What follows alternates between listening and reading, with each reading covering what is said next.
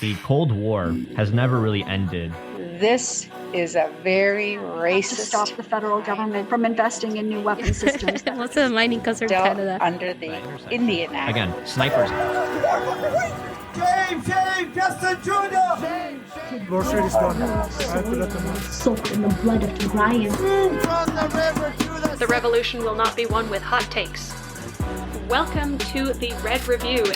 Hello, everybody, and welcome to the Red Review, a Socialist Action Canada podcast. My name is Emily Steers. I use she, her pronouns, and I am coming to you from the unceded territory of the Arawandran, Anishinaabe, and Haudenosaunee peoples known as Guelph, Ontario.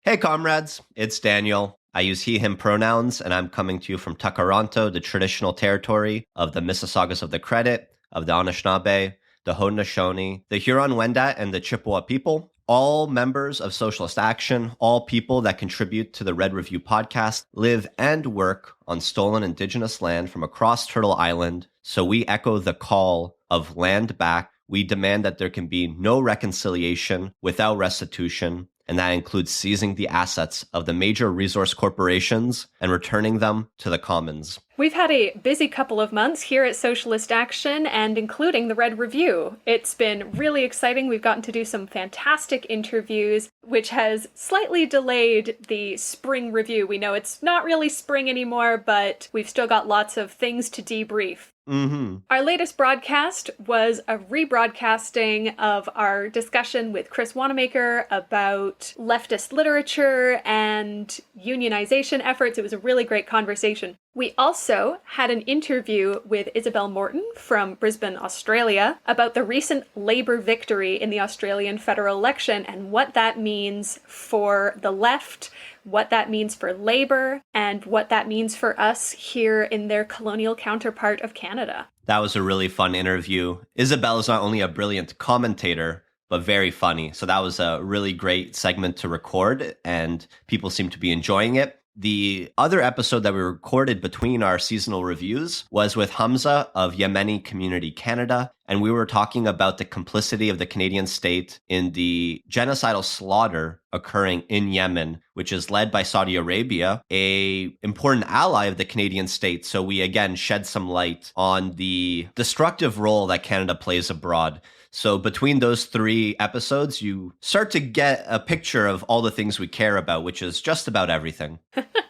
It really is, and we're really, really proud of all of those episodes. They were wonderful to record. There's some really brilliant folks that we get to talk to as part of this podcast, and I hope you'll give us the time to go listen to some episodes if you haven't already. And if you're interested in getting involved with the community we're trying to build, look in the show notes. We're building up a Discord hub where people that have been on the podcast, people that are listeners of the podcast, organizers are coming together. And as of now, we're mostly just sharing news and whatnot, but we want to grow this as a place where we can really discuss these ideas and connect people with the actual organizing that's taking place on the ground. We don't want this podcast to be an academic space where we speak about topics as if they're just theoretical concepts, theoretical abstracts. Now, this is real life. We're in it to organize for the abolition of these exploitative and oppressive systems. And we need to know our enemy before we confront it. But do not be mistaken in thinking this podcast is simply about just understanding what we're up against. We're here to try and build the opposition to the very systems we critique here.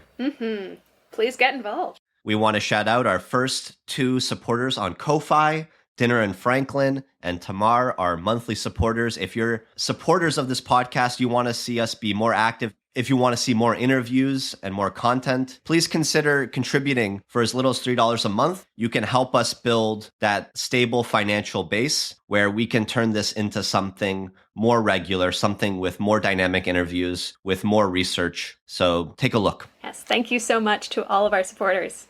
All right, so there has been a lot of political action this past spring, not only the election, but lots of movement happening in the labor movement and lots of interesting things going on around the world that you might not have heard about. So we're going to get right into it right here, right now. Absolutely. Let's kick it off with the Workers' New Year, if you will. The time of refreshing and renewal and excitement and energy for all people of the labor movement. May Day!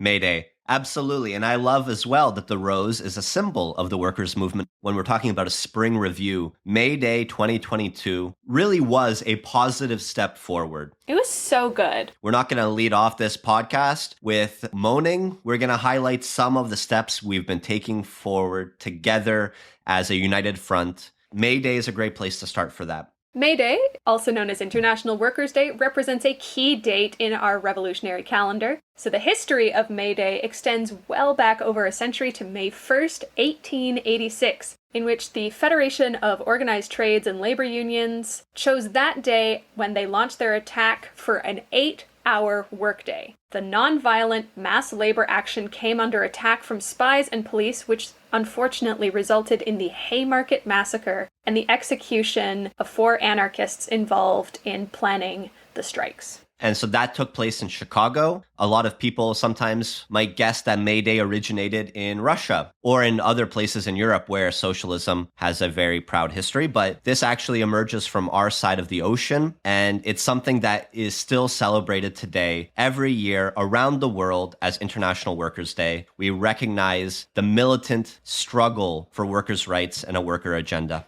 And sometimes when I look back on labor history, from those armed battles with police and the army. I mean, the Haymarket Massacre involved bombs, it involved the execution of anarchists. When I compare the contemporary labor movement to that, it almost reminds me of a French bulldog in comparison with a wolf that over many, many years of artificial selection resulted in, I don't want to use the word grotesque here. It has evolved from a fierce and proud movement into something that has been very much tamed and pacified. Yeah, domesticated. Domesticated, yes. And so despite 40 years now of neoliberalism as the hegemonic ideology just basically governing the whole world, with real wages falling continuously, with pensions and public services being eroded, with the elimination of the cost of living allowances and collective bargaining agreements, with the existential threats of pandemics and climate change, we don't have wolves in the labor movement really leading the charge anymore. In fact, most labor leaders in Canada today are actually content to just write editorial after editorial to denounce what Doug Ford has been doing, to denounce what Jason Kenney has been doing, without actually identifying the real culprit, colonialism, imperialism, capitalism, or even bothering to mobilize workers with the urgency that the current situation requires. And so, case in point, May Day has been a relatively quiet affair for decades in Canada. Various Marxist groups might hold an event. Socialist Action used to have a cultural event at a cafe in Toronto, for example. Which is fun, but the unions and the broader working class generally did not recognize this as a day for struggle and as a day for celebration. And instead, in North America, generally Labor Day was held up as a working class holiday. But in reality, the Labor Day parade featured less working class politics and more as a day off to go to the expo in Toronto, for example. Not a lot of militancy. Not honoring the history. So this is something we at Socialist Action are deeply proud of, is that this has begun to change with the founding of the Labor May Day Committee, which includes over a dozen unions and working class organizations, including Socialist Action. We've been active for over 3 May Days now, and the first 2 rallies, of course, were forced online by the pandemic. But this year, thousands of workers took to the streets in Toronto for the best May Day celebration in decades. And I will say, not only in Toronto, but there were May Day mobilizations with union involvement and union leadership all over the country, and particularly in Ontario. All of this, I don't think it's an exaggeration to link this back to the foundation of the Labor May Day Committee in 2020. Before that, for decades, it was silent. And then a small number of Marxist groups, communist groups, and affiliated unions came together to organize a few online rallies. And with 2022, we start organizing for May Day every year on September. It's like 9 full months of organizing where we democratically decide on who speaks, the demands we're putting forward, where we're going to be, where we're going to march to. We really build this from the ground up with as much participation as we can. And because we were doing this independently and with very radical demands, this year we forced the Ontario Federation of Labour, which represents 1 million workers in Ontario, to actually organize their own May Day rally. Now, they were really forced to do this. They didn't want to be shown up by a ragtag group of really radical and militant unionists and Marxists. They didn't want to give up their ability to control the demands that the labor movement puts forward. So they basically competed with us. They organized a rally that at the beginning was parked right on top of ours. It was at the same time as our rally, which had been organized for months. And in fact, we had reached out to them to endorse this rally, to participate in this rally, which they declined.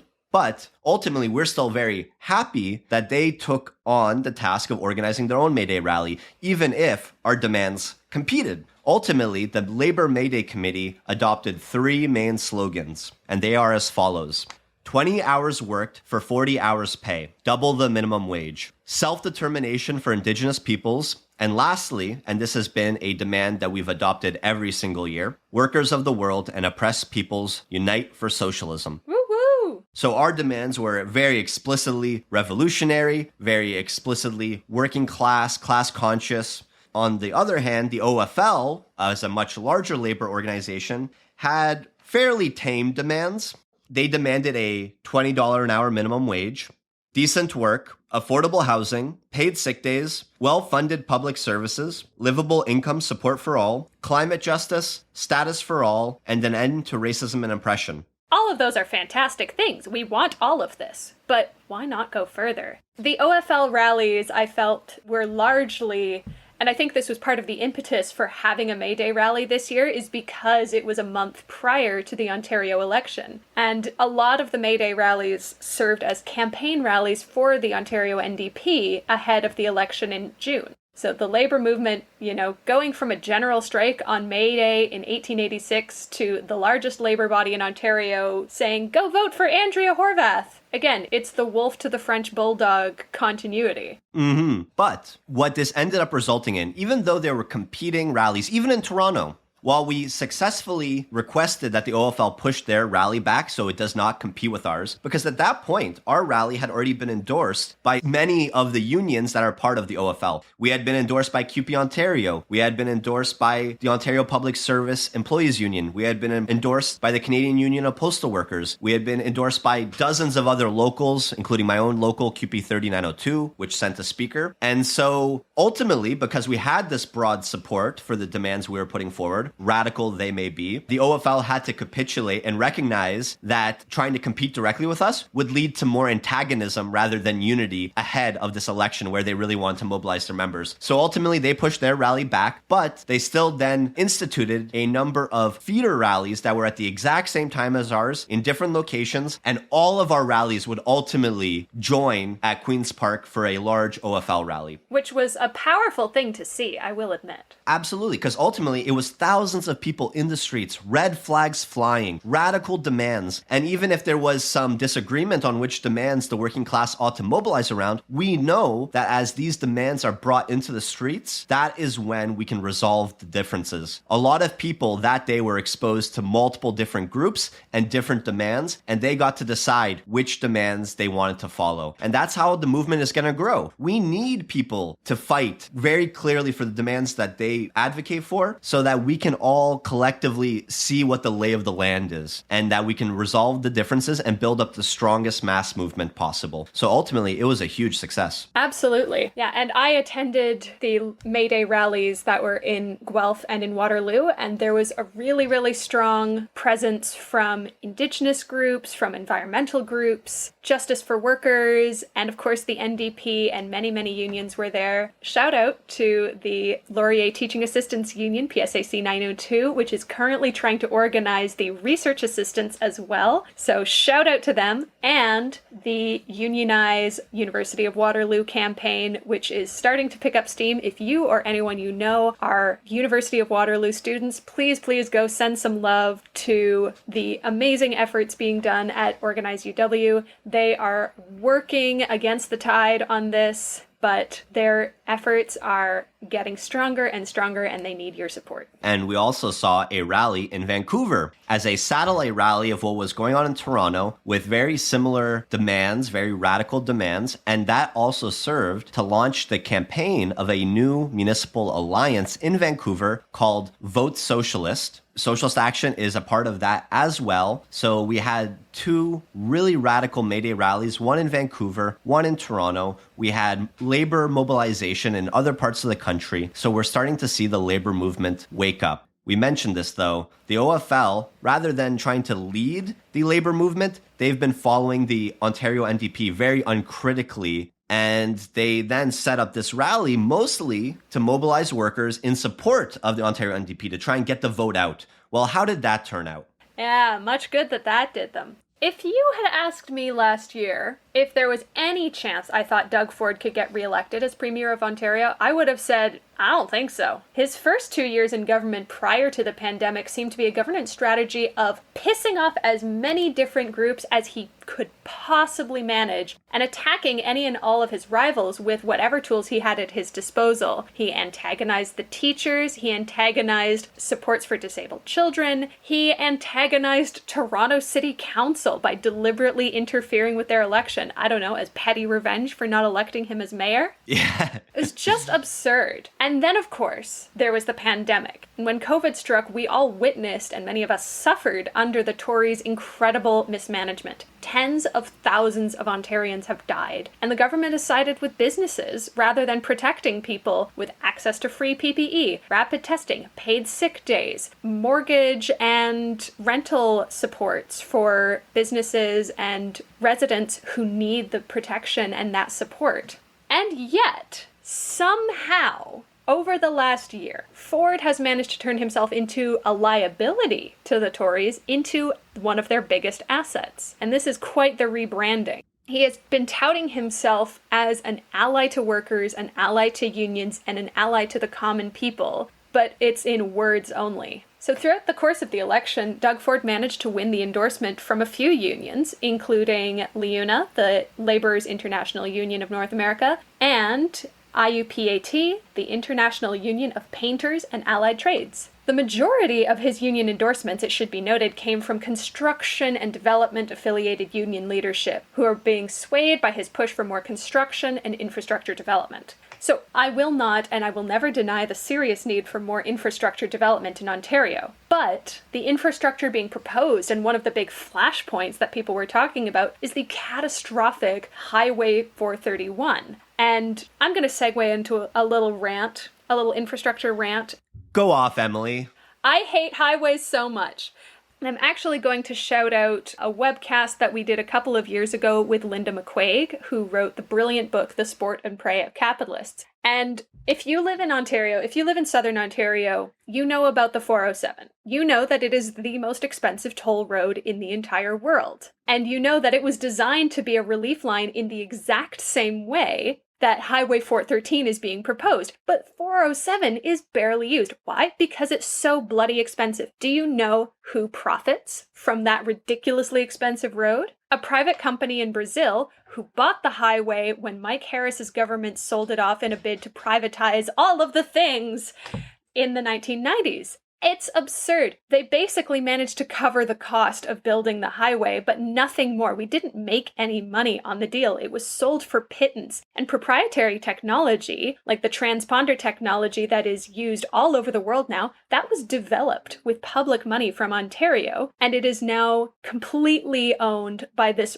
random Brazilian company. So this highway is being proposed as a solution to a problem that the Tories themselves created. And the contract is so airtight, it is impossible to get out of the contract without paying ridiculous amounts to pay out the contract. And it's airtight for 99 years. Damn. It's absurd. So if you ever want to just rage, I really recommend Linda McQuaig's book about privatization in Canada, and just read up on the history of the 407. And anytime you hear anyone complain about the 407 ever again, you can be like, well, did you know? And you'll be that person for the rest of your life, because I know I am.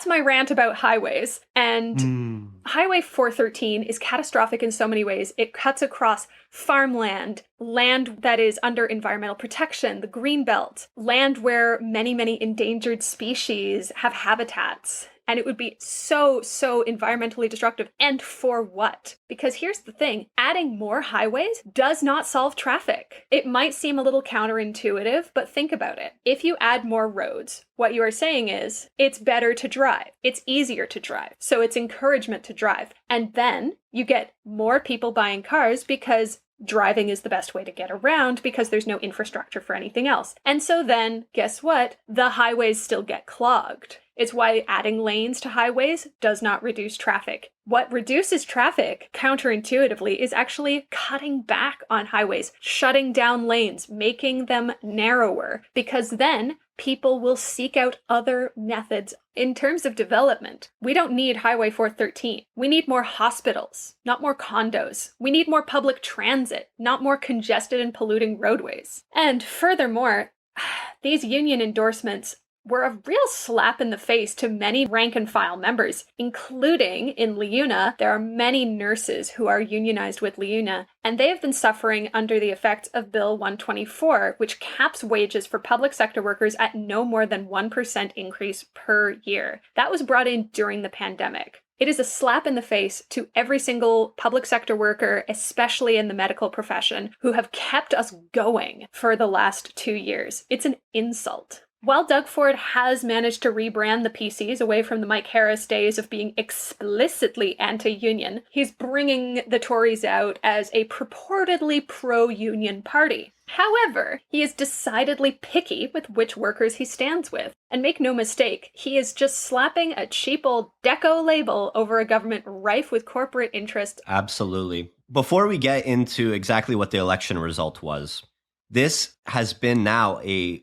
point of tension within the labor movement. It's always been an issue to try and develop a partisan mass labor movement, one where we recognize which class we belong to and we fight explicitly for our class, rather than falling for these cheap tricks where we end up aligning with developers and capitalists because we're misleaded into thinking that a temporary increase in construction jobs is going to be a good thing for workers in the long run, rather than fighting for direct ownership of the means of production, where the production that we do, the infrastructure we develop, not only helps our communities, but also is providing good, decent work for everybody in this province. So the NDP, as the party of labor, is the traditional home for unions, and they did net endorsements from major unions like CUPE and OPSU, which we've discussed earlier. But this didn't translate the same way as it did for the PCs at the ballot box. In fact, as many of you have heard, this was headline news, there was record low voter turnout despite immense support for progressive policies being forwarded. And this is from the Broadbent Institute's article on the election postmortem, which we'll link in the show notes. There was, according to a Ledger poll, there was 72% from people polled who said a new government program providing free to low-cost dental care depending on family income. That had 72% overwhelming support for this would be good for Ontario. Provincial regulation of gasoline prices, 62% support. Removing tolls on publicly owned highways, 56% support. Reducing public transit fares, including the GO train, to $1 a ride. 54%, and only 27% actively opposed. Free university tuition for studies related to green economy jobs, 40% support to only 26% opposed. And here's the thing, building a new 4-lane expressway, Highway 413, across the GTA, only 32% support with 36% against. But that was one of the Tories' biggest platform points. Yeah. While there was this overwhelming support for a lot of really progressive policy and worker-oriented policy and infrastructure-related policy, there was also massive voter disillusionment. So this, as I said, this was the lowest voter turnout ever in the history of Ontario. In 1919 was the highest voter turnout at 82%, which is pretty darn good. This year, we had 43%. Yeah, that's disgusting. It's awful. And what it speaks to is not a population who just doesn't care. they probably do care very deeply. As we've said, like, most people care a lot about politics. They might say, oh, I'm not into politics, but you start talking to them about their rent, gas prices, food prices, their electrical bills. You start talking to them about all those things, where their kids go to school, the support they have for their children. Suddenly they care a whole hecking lot about politics. But what people mean a lot of the time when they say, oh, I don't really care about politics, is that I do not see how any of this political machinery can meaningfully improve my life. Yeah. And that is both a failure of communication, because there are a lot of policies that could meaningfully improve a lot of people's lives, but it's also a failure of action. Yeah, the Ontario NDP were not able to back up any of the things they put forward. And we were critical in some ways of their platform. It doesn't go far enough in a lot of ways. But it was a good platform. It was a progressive platform that I would have been excited to see action. But they weren't willing to fight behind any of their policy points beyond the election. Exactly. And we kept joking. It's like Andrea Horwath keeps saying, oh, we stood up for workers and we stood up for working people during the pandemic. We tabled 27 bills, private member bills, in support of paid sick days. And I was like, and what did that accomplish? Yeah, it's just posturing. Like, by the 23rd time you're putting this bill forward, did you really think it was going to do anything? Why are you not talking to workers, organizing demonstrations, galvanizing the unions, organizing mass strikes and demonstrations to call for paid sick days? Because that was so desperately needed. It was massively popular. People were literally dying. And the NDP still couldn't organize any meaningful demonstration aside from, hey, here's Private Members Bill number 26. Here's Private Members Bill number 27. How is this effective leadership? How is this effective allyship with the people who are most effective? It just looks like meaningless posturing. Yeah, they took a page from the Democrat playbook of taking a real concern that people want to organize around and then turning it into a fundraising platform point. And that's why we started getting these emails all the time from them. Here's all the horrible things happening, indicating that they recognize the scope of the situation. They absolutely do. And then it would be followed with, can you donate $254 right now so we can defeat them at the polls?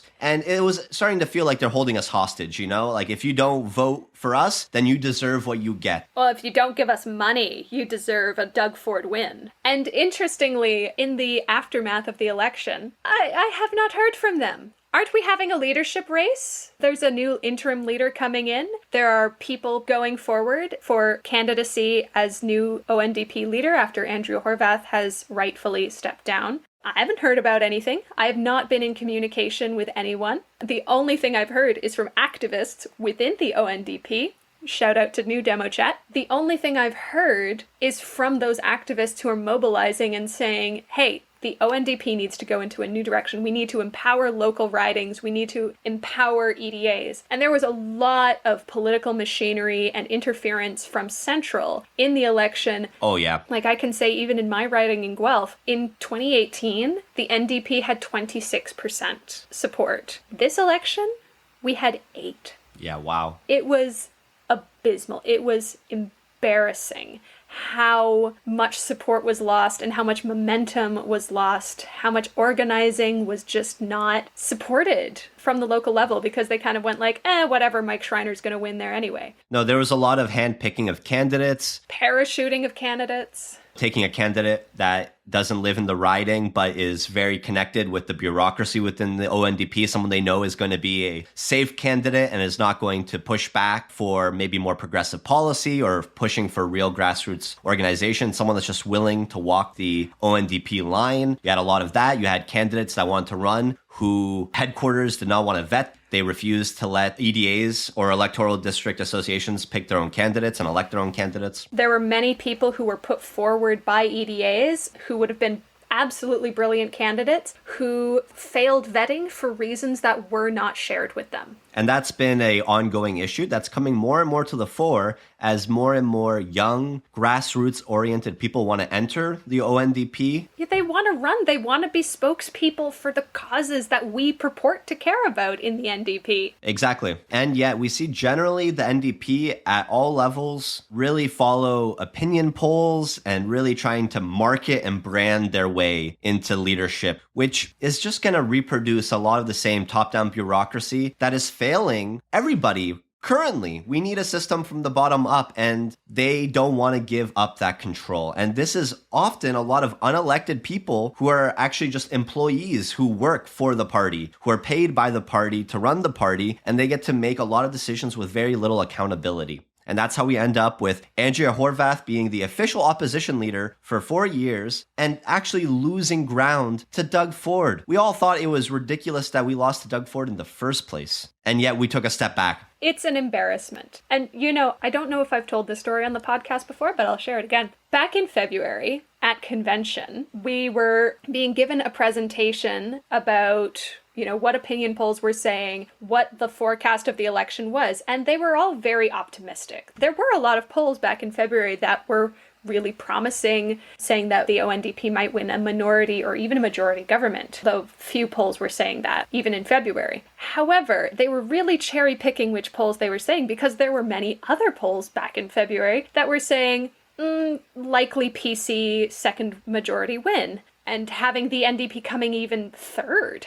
So one of our Socialist Caucus members stood up and got up to the microphone and said, we need to be realistic. These are not the only opinion polls out there. There are a lot of opinion polls that say we're coming in third. We need to be really mobilizing. We really need to be on the ground right now. We need to start campaigning. We need to start actively getting involved in communities, hearing what people need and responding to it, because otherwise we're just going to lose again. The numbers are not all sunshine and roses. And you know what happened with that member? They were booed. They were punted off. And people said, oh, stop being such a downer. We're never going to win with that attitude. Well, how'd that work out for us?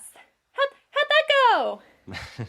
And to be honest, I had the same experience within the labor movement. I think now is a reasonable time to also debrief the Ontario Federation of Labor strategy for this election, which was fully uncritical support for the ONDP. Basically, Labor is going to live and die with how the Ontario NDP does in this election. If they lose and we get another 4 years of Doug Ford, well, then that's the risk we're willing to take. And it was at the 2021 Ontario Federation of Labor Convention, where I was running as part of a slate of the Workers' Action Movement. I was running for Secretary Treasurer, and I highlighted that the action plan they were forwarding, this is after 3 years of Doug Ford in power, a labor body with 1 million members. Their whole strategy was, let's make him a one-term premier. Let's vote him out. And I went to the mic multiple times once to say, the polls are looking like Doug Ford is going to win. And unless the labor movement organizes itself independently of the NDP, but while also critically supporting them, but actually pushing back against Doug Ford in our workplaces, in the streets. Showing that resistance is possible outside of the ballot box.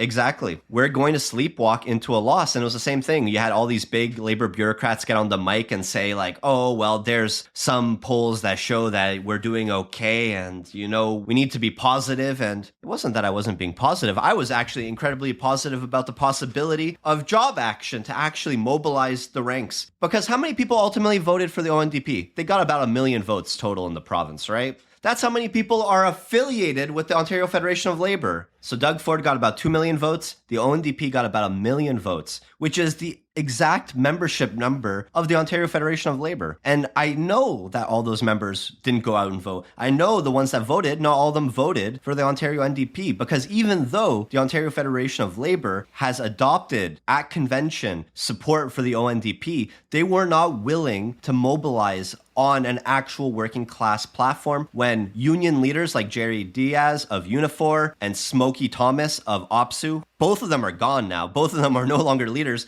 Shout out to JP. Shout out to JP Hornick, who is now the new president of OPSU. At the Ontario Federation of Labour Convention, they skipped a day to do a press conference with Doug Ford, saying he's the only person that's been at least doing some things for workers. So we had traitors within our own ranks, and yet we just ignored that, and we uncritically supported the ONDP. We tried to mobilize members to support them without ever actually demanding that they fight more strongly for workers. And it was a recipe for disillusionment and dissatisfaction and alienation. That's what we saw at the polls, and it's what we've been trying to fight against in the Workers' Action Movement. A few weeks before the election, we had the CUPE Ontario Convention, and I'm a member of 2 CUPE Ontario locals. Yes, I wasn't able to go to this, so I'm excited to hear all of the juicy details. Yeah, as opposed to Ontario Federation of Labour Convention, there was more militant ruminations in the space. We love to see it. People were expressing dissatisfaction with just uncritical support for the ONDP, that we need not only our own class independent organizing, we also need contingency plans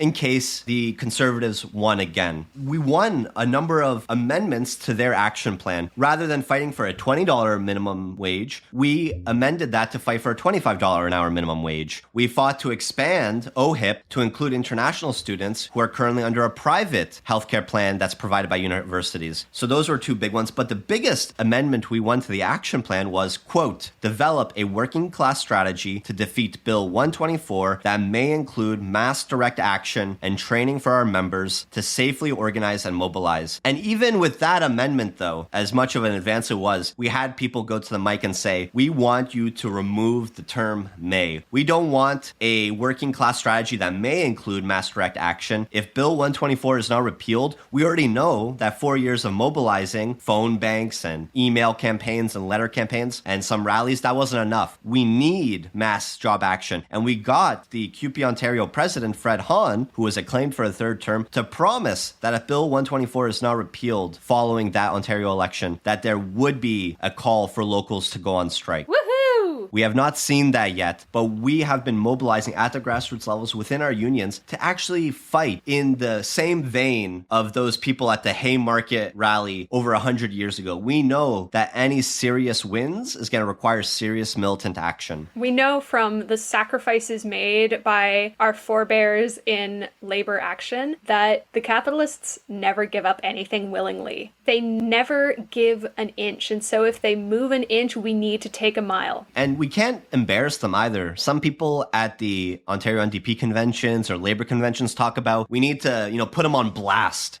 Doug Ford does not care about being put on blast. His job is to be put on blast and to take it as cover for the capitalist dictators that are running our society. Mm-hmm. Doug Ford is there to be a buffoon in the same vein that Boris Johnson and Jason Kenney and Donald Trump are all meant to essentially win gains for the capitalist class and then to take any backlash so that we're not actually rioting outside of the mansion of Galen Weston Jr. or, Mark Zuckerberg or Jeff Bezos. They're there to be a lightning rod to take all of our dissatisfaction, for us to make memes about them and pretend that the problems begin and end with them. We need a class independent strategy that recognizes that Doug Ford is merely a representative of the capitalist class that we need to directly mobilize against. They're the people that are saying, you don't really deserve a place to live. We can charge rent whatever we want so we can extract as much money from your paycheck as possible. And if some of you can't afford it, that's fine. You can live in the streets where we'll then sick our police on you so that you don't actually offend any of the people that are on our side. We won that language. And now the task is to actually hold our own union leadership accountable to the demands of the rank and file who are dying, who are every day that passes falling further and further behind with an inflationary crisis that's mounting, with wages that aren't keeping up, and with Bill 124 that has capped public service employees to a 1% raise maximum each year, which is in violation of our charter rights to free and collective bargaining. And the unions have been waging a legal battle, arguing that this bill violates our charter rights, but that's not enough. We know that they're just going to stall this in the courts. And in the meanwhile, workers are suffering materially in very real ways. And it's not just healthcare workers that are suffering, it's everyone, because medical professionals are leaving in droves. And not just medical professionals, but any public employee that is affected by Bill 124. They're all leaving the profession in droves. And this is why you're seeing massive wait times. We've talked about it before on the podcast. We've talked about the code reds and the code blacks throughout the country where ambulances can be called, but they're not available. And you have times where entire towns for days and weeks are just not being serviced at all. We see this in Alberta. We see it in Ontario. We see it from coast to coast where healthcare is slowly being underfunded, which is building the argument to just privatize it fully, which is not going to fix the problem, but is going to make it a win for the capitalists who now have a whole new market that they can use to exploit people explicitly for profit. We know that there's not any way out of this except for the mass mobilization of workers and oppressed people to challenge this. There's no system in our parliamentary democracy for workers and oppressed people to have their needs met. There's no system. It's a facade. It's a smokescreen. And only if we represent a genuine threat to them will they capitulate to some of our demands. Yeah, it's their turn to make concessions. It's their turn to make concessions. We don't have enough time in this podcast to talk about inflation, but I'm very excited to say we have an 18-page script coming from one of our seasoned members that's going to break down the precarious global international financial system, the impending crisis. We saw what happened in 2008. Now in July, that the Bank of Canada is announcing the biggest interest rate hikes in decades. We know that the recession that's coming is going to kill workers. It's going to kill oppressed people. And there's no way out of this except together, en masse, voicing the demands that we need. Because one of the main drivers of this inflation is soaring corporate profits. It's not the only driver. It's a polycrisis. That's a term that Bob McDermott, the scripter of this research, makes clear. But the corporations are profiting at record levels. They're not suffering at all. So it's time for them to, tighten their belt. Time for them to make concessions. It's time for them to sacrifice for the public good. Which is why, as a worker, it's been very frustrating at times to go into labor meetings and to have to just so desperately argue for our right to basic needs being met. And knowing that these things will not be met until we mobilize. Immediately after the Ontario election, the Ontario Federation of Labour announced a panel discussion with some Ontario NDP candidates, some who didn't get elected, some that were re-elected, and some Labour leaders. And it was titled The Future of the Labour Movement in Ontario. And I went there, I'm like, okay, my hope is that they're going to announce a strategy, that they're going to build up the organization within our ranks so that we can take job action, so we can do single day strikes, build that up and formulate demands that we're actually going to take to the streets and into our workplaces to win. But it wasn't that at all. It was very one-sided. The questions were mostly put forward by the president of the Ontario Federation of Labour. So it was really guided. A lot of it was actually focusing on remaining positive about the Ontario NDP and their results in the election, This person was reelected even though no one thought they would be reelected. Isn't that great? How did they do it? Oh, they did it by talking about their personal abilities as a leader and that they're super reliable. It was a lot of personality politics. It was a lot talking about showing up, but without actually talking about actually showing up. It was quite remarkable. And ultimately, there was a lot of dissatisfaction. Sometimes when you have these panel discussions, they make the Zoom chat that you can only send messages to the moderator. To their credit, they actually allowed it to be public, where people can send messages to everybody that's in the Zoom chat. Their mistake. And it was mostly negative. It was mostly talking about we need to be realistic, that this was a huge defeat for us, that this strategy did not work. We need to mobilize labor. See, this is the takeaway I'm getting from Labour and the ONDP. You cannot manifest labor justice. You cannot manifest an election win. That's not how that works. You need to actually do the work, and just positive thinking and having a good mindset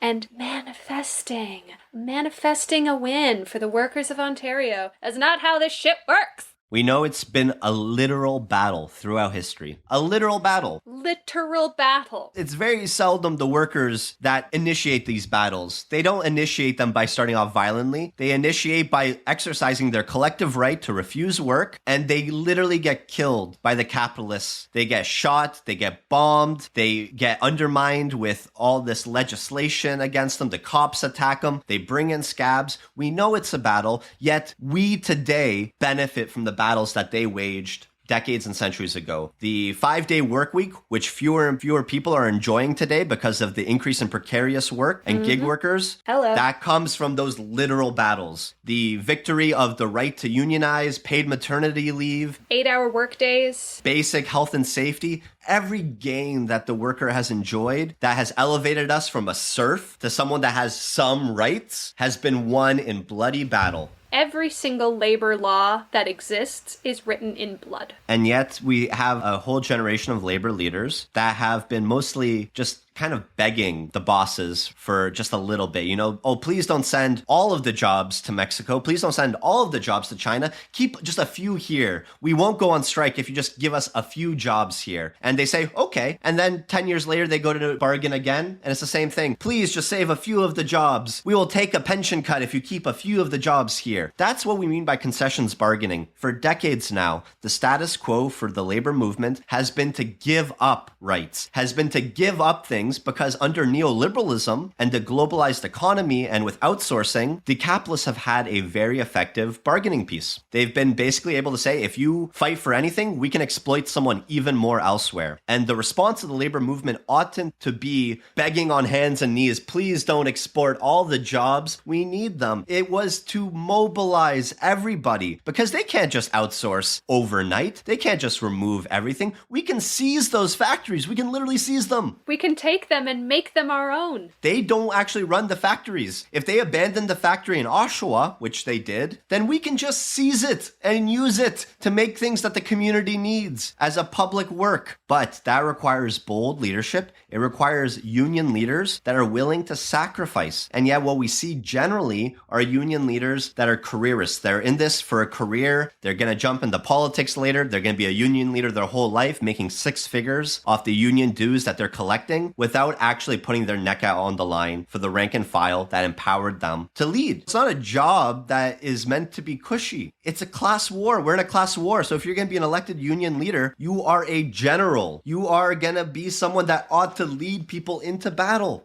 Anyways, we elected some really good people at the CUPE Ontario Convention to the executive board. Oh, that's good. Some actual fighting fit generals? Absolutely. There's anarchist Barry Conway, who we work with in the Workers' Action Movement. He's been reelected. Yay! As an open anarchist, as an open anti-capitalist, as someone who's been arrested on railroad blockades in support of Wet'suwet'en, is a really great comrade to have there. Also, a new person elected that I got to meet at the Ontario Federation of Labor Convention in 2021. Nastaran Yadolahi, CUPE 79 member, was newly elected. And I know these people, they're going to fight for workers and the need to mobilize. We need to mobilize the rank and file within our locals to put that pressure. It's amazing that first we have to fight our own labor bureaucrats before we even fight the capitalists. But we need people that are willing to mobilize the resources we do have to actually fighting and winning gains that we need. And also, it's amazing what happens when you actually have good labor leadership, because they waffle on about like, oh, well, we can't do this, we can't do this. But then you see someone like JP Hornick, who's recently been elected as OPSU president, and she took charge in mobilizing OPSU in supporting a rally outside of the US consulate to protest the criminalization of abortion. We can just do that. And JP is also initiating a rally in Ontario as soon as the legislature reopens to immediately present a mass labor opposition to Doug Ford with the idea that, no, we're not going to give you any second chances. It doesn't matter that you were reelected. We are your enemy because you are our enemy. And so that was, again, coming out of OPSU. It was actually a resolution that was written by one of our comrades, Julius Arscott, who was a recently reelected OPSU exec. Woo-hoo. And it was passed by the board. JP is on board, has been reaching out to other unions, and they're going to build immediately a mass labor opposition. But we do need to take that crucial step from simply rallying at Queen's Park to actually taking job action. In the 90s, against Mike Harris, they called them the Days of Action, where they would do one-day strikes throughout the province. And not only would this be a rally talking about the demands that the working class has, but also exercising their power by not working and showing how essential they are. And honestly, coming out of the pandemic, this has never been a clearer argument how essential workers are to the functioning of everything. We have the term now. They've said it themselves. We have the term, essential workers. Essential workers. And so the essential workers need to actually be led by their leaders to winning the gains that they have the power to win. So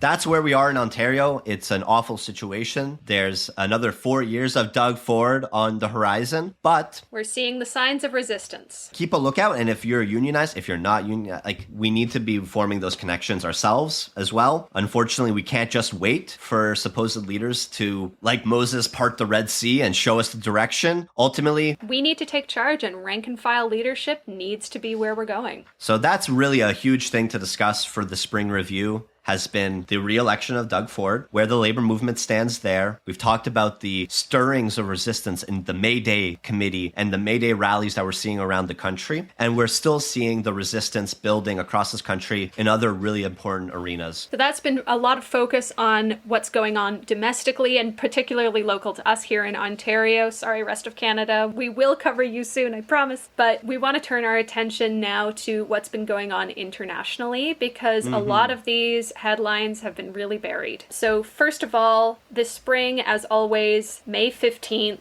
1948 has been the commemoration of Nakba, the catastrophe in Palestine. And this year particularly, there was a lot of very salient and very strong resistance to the Israeli dogma and Zionist propaganda, because just before Nakba this year, on May 11th, the Israeli occupation shot and murdered a clearly marked journalist, Shireen Abu Akleh, who, along with 6 other journalists, was attempting to cover an ongoing arrest operation by Israeli security forces at the Jenin refugee camp in the northern occupied West Bank. Now, originally, they attempted to obfuscate and say, oh, she was hit by crossfire from Palestinian militants who were also in the area, and that's why we were firing, is because we're returning fire from Palestinian militants. And it's like, well, why are they firing in the first place? I wonder. Is it because you were violently clearing them from their homes?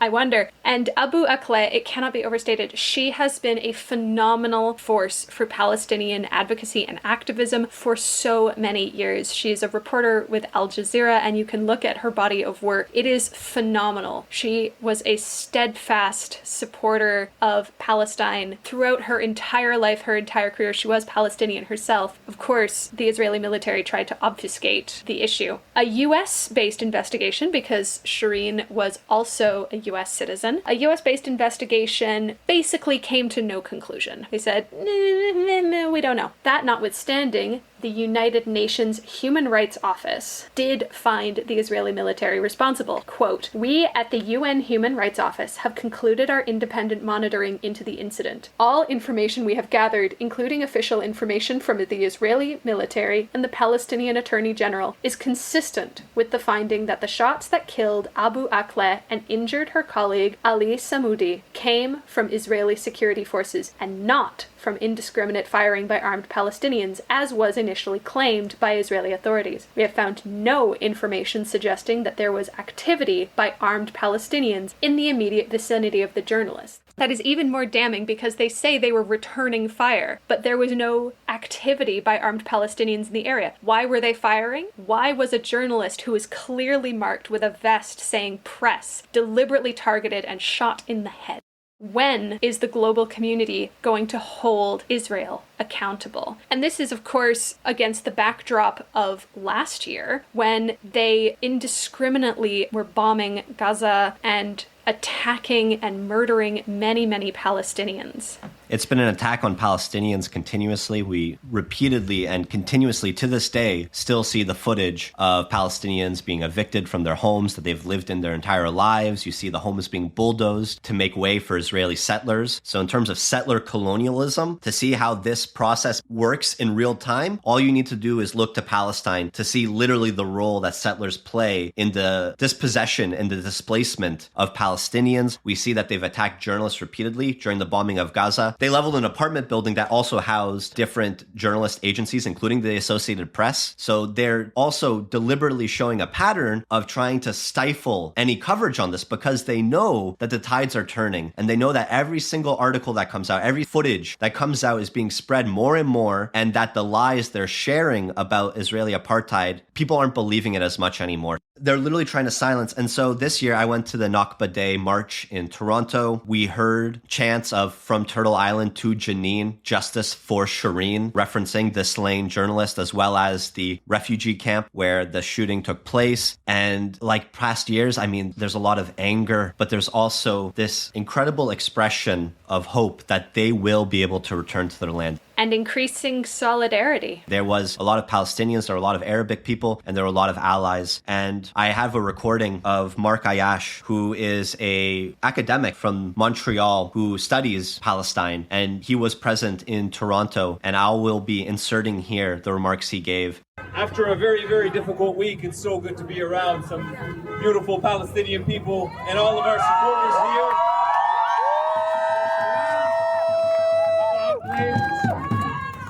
You know, for us Palestinians, we didn't buy any of the lies that the Israelis try to peddle to the whole world about her killing. You know why? Because we've heard these lies for decades. Israel was birthed in a lie. The lie that the land was empty. The land was not empty. Palestinians had been living on that land, their homeland, for generations. Yes. For generations. And we're going to stay there. Yes. And we're going to return, whether they like it or not.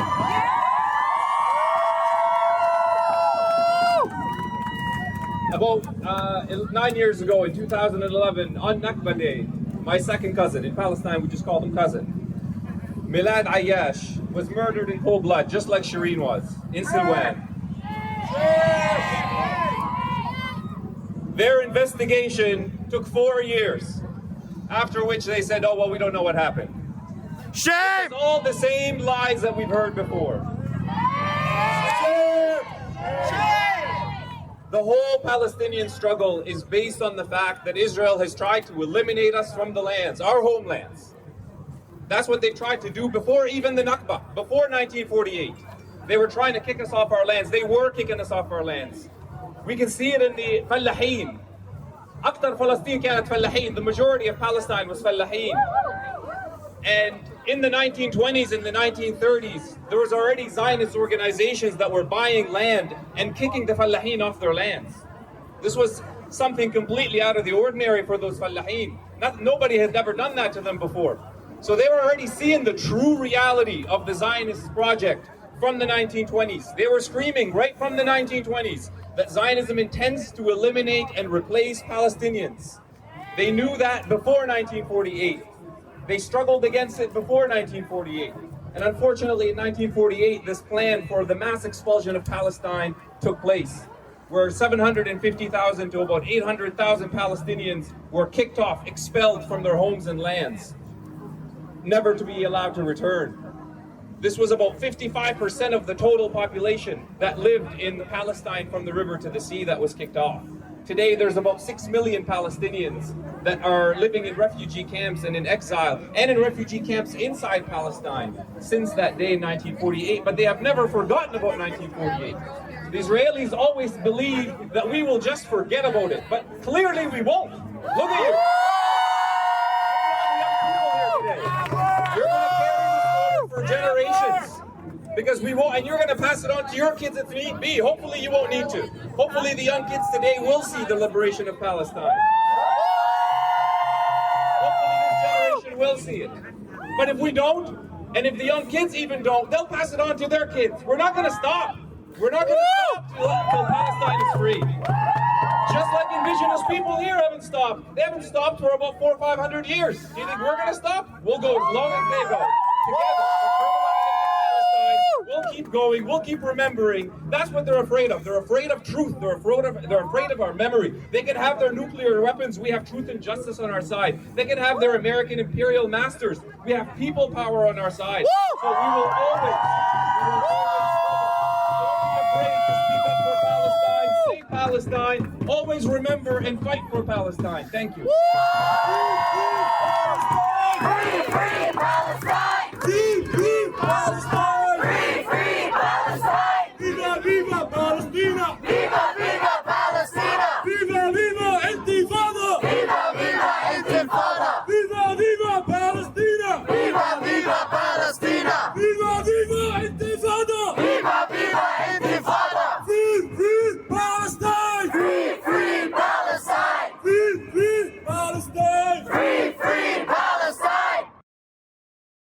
honestly, upon re-listening to it, it's so incredibly powerful the way he draws the connection between the struggle for Palestinians to return to their home and the struggle of indigenous people with internal island for land back, and highlighting that the Palestinians will fight as long as they take, as many generations as it takes to return to their land, in the same way that indigenous people here have never given up the fight for their land. It's incredibly powerful, and I will also be sharing some of the chants that we did. I want people to really listen to these chants and feel what it would feel like if you've never been to a rally like this. Maybe you've felt uncomfortable putting yourself out there in a public way, because there is a strong lobby that will try and silence voices that are positive and supportive of Palestine, to try and silence those voices as being anti-Semitic. It's a very intentional strategy. We've seen these charges of anti-Semitism being launched against really prominent social justice activists. Like people like Desmond Cole get slandered with this accusation of anti-Semitism for being willing to say that Palestine and Palestinian lives need to be centered in discourse. And so there's also a recording of some Orthodox Jewish people that show up to all of these rallies and marches, and they speak very clearly that Zionism and Judaism are not equivalent, that critiquing Zionism is not anti-Semitism. The tragedy of Nakba Day, the 74 Nakba Day, a catastrophe on so many levels. There is the general catastrophe that came upon Palestine with the occupation, which is getting worse with each passing day. Families who are living in an open-air prison. So many families who face occupation and the occupiers daily, who face discrimination with housing policies, discrimination with travel laws, and nitrates in the middle of the night. We stand there today in the streets of Toronto, in the name of the Jewish religion and in the name of the Jews around the world, to show solidarity with the victimized people of Palestine. The Jewish religion forbids killing, stealing. We are all also shocked and deeply distraught by the recent murder of Al Jazeera reporter Shiram. It is a war crime to kill a journalist. Jews and Arabs are not the problem. Judaism and Islam are not the problem. Zionism is the problem. Before Zionism, Jews and Arabs lived in peace, side by side, all over the Middle East. We should not be intimidated when the Zionists try to accuse us. You are anti-Semitic. They try to silence the righteous voices, the people who stand up for what is right, the people who stand up for justice and for Palestine. Anti-Zionism is not anti-Semitism. Let's pray that this will be the end of the occupation of the entire Palestine, and the day when Jews and Palestinians can live together in peace. And let's pray for the day when all of mankind will unite and serve God in unity. Thank you. Thank you for those kind words, and thank you for always standing in solidarity with the Palestinian people. Listen to these, feel the energy, and realize that the tide is turning against the Israeli apartheid state, much like it turned against the South African apartheid state. And now is the time to stand boldly on the right side of history, and to stand with the people and their right to return to their land, the right to live on their lands. And we're also saying this against the backdrop of Joe Biden's current visit to Israel, and reaffirming their political and military partnership where, the United States provides almost $4 billion in military aid to Israel every year. And what does that military aid do? Kills innocent people like Shireen and like many, many children and young people, elderly people. This is what it funds. And, Joe Biden himself says, you do not have to be Jewish to be a Zionist, and I am proud to be a Zionist. And I think Jewish Voices of Peace said it best in their replies. They're like, you know what? Sure. And you don't have to be a Zionist to be a Jew. And we are proud to be Jewish. So I want to affirm the amazing work of Jewish Voices for Peace and their steadfast allyship with the Palestinian people. And then also the Independent Jewish Voices, as well as Palestinian Youth Movement, obviously the different BDS coalitions. Socialist Action, for example, is a member of the Canadian BDS Coalition, standing for Boycott, Divestment, and Sanction. We're proud partners in that struggle to oppose the illegitimate apartheid state. Socialist Action is very proud to have a long history of Palestinian advocacy and activism, and we are honored to be a part of this movement.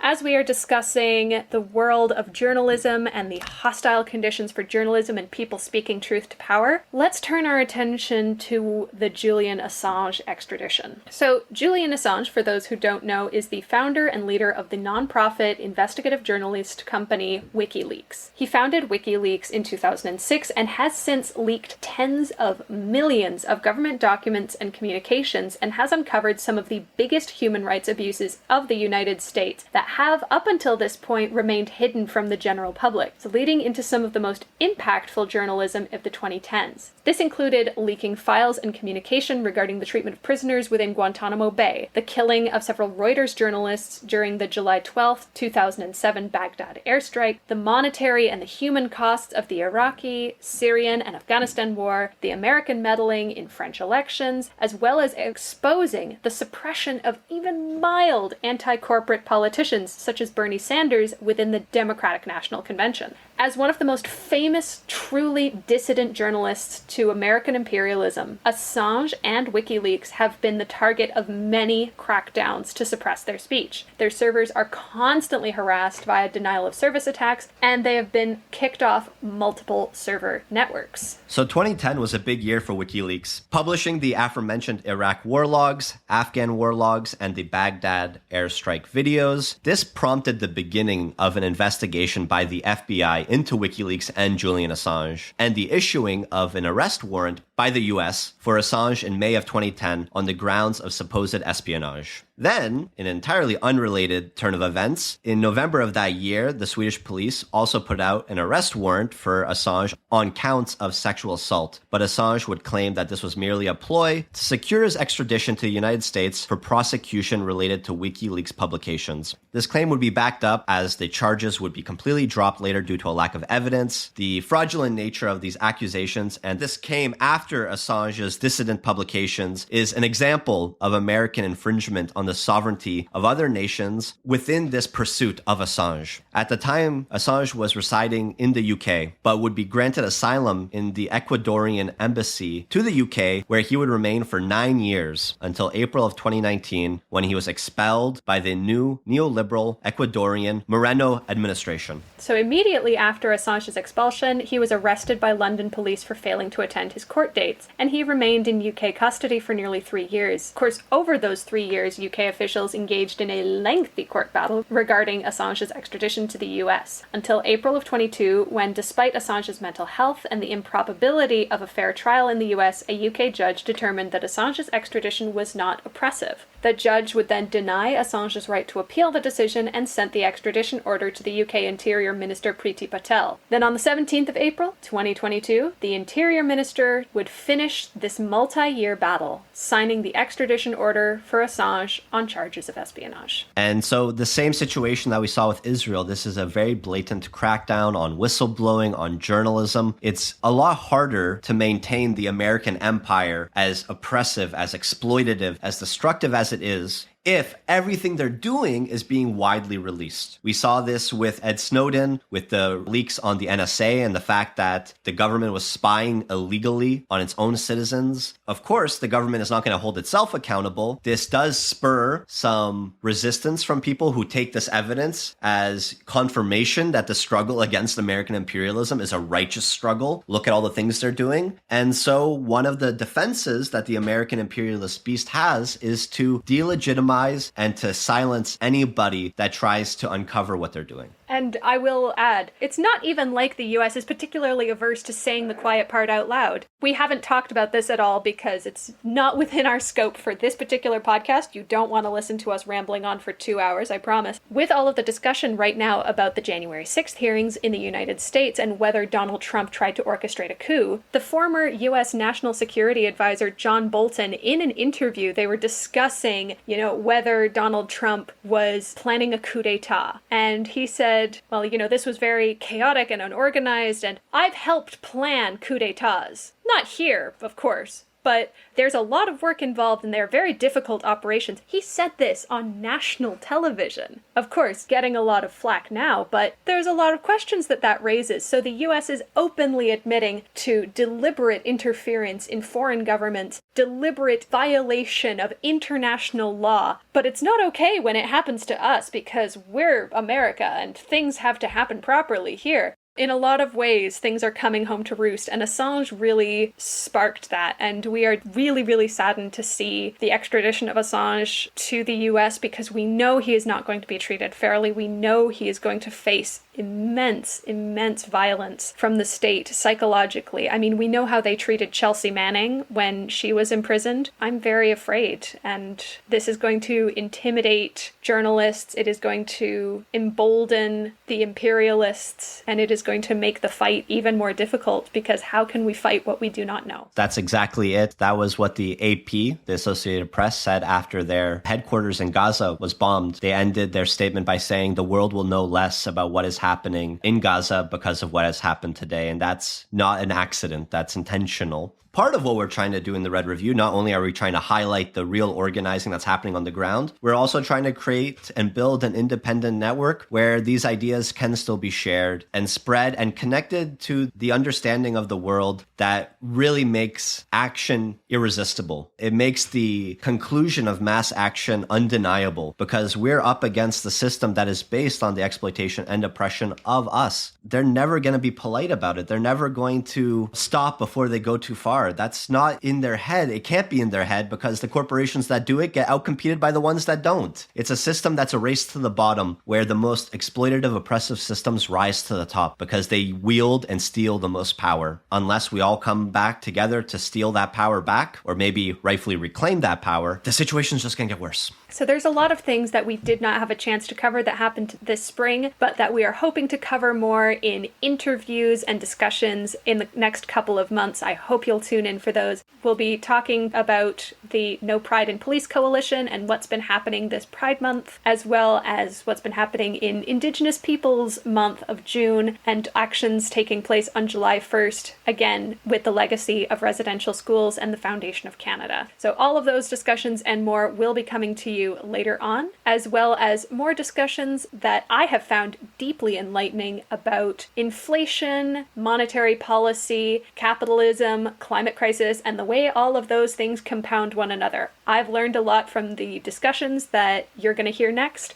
and I hope you'll tune in. Thank you so much for listening to the Spring Review. We're coming out of a long winter. COVID is still around. The oppressive and exploitative systems still exist, but so do the workers, so do the lumpen proletariat, and we're still kicking. We're still fighting back, and we're still resisting, and more, this resistance is increasing. The mobilization is increasing. We're forming new alliances, new coalitions. We're linking arms and realizing that even though we don't agree on everything, we are on the same side of this war, this class war between the capitalists and everybody else. And in that context, I find hope. I find the energy to continue going. I want to invite everybody listening to connect with us. It doesn't necessarily mean joining Socialist Action, although some of you have, and that's really wonderful to see. Yes, thank you, everyone. It could also mean just dropping into our Discord, connecting with us, see what is going on, and you might find that there's organizing going on in your city, in your town, campaigns going on coast to coast that you might be inspired to join. So give yourself the opportunity to connect with other like-minded people. You are not alone. And share this podcast with people who you think might like it and might be interested in the politics involved. So until next time, stay safe, stay active. We'll be releasing some stuff very soon on interest, on inflation, on universal basic income. And I'm looking forward to having that conversation with you all. Thanks again, everyone, for listening, and we'll see you next time. And we'll see you next time. And we'll see you next time. And we'll see you next time. And we'll see you next time.